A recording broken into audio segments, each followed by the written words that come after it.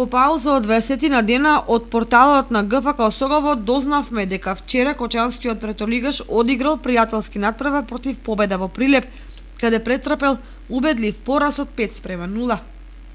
Административците на клубот поразот го објаснуваат со долгата пауза без надпревари и хаосот во третата лига Исток, поради што фудбалерите заборавиле како се игра со топката. Паралелно во составот на екипата која играла во Прилеп биле Аксентиев, Коцев и Цветанов. Меѓутоа, на клубскиот портал на ГФК Осогово под наслов Тим, каде се поместени 20 фудбалери, овие тројце ги нема.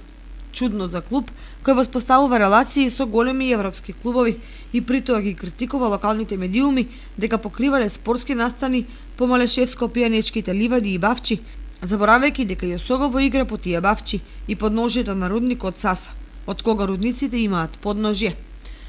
Инаку хаосот во третата лига Исток веројатно го направиле спортските работници и представници на клубовите, а не новинарите или медиумите и уште помалку фудбалерите. Затоа одговорноста треба да се насочи кон тие што го организираат правенството, а клубовите да градат коректни и здрави односи како меѓу себе, така и со публиката, медиумите и јавноста, бидејќи никој не постои и не е доволен сам за себе.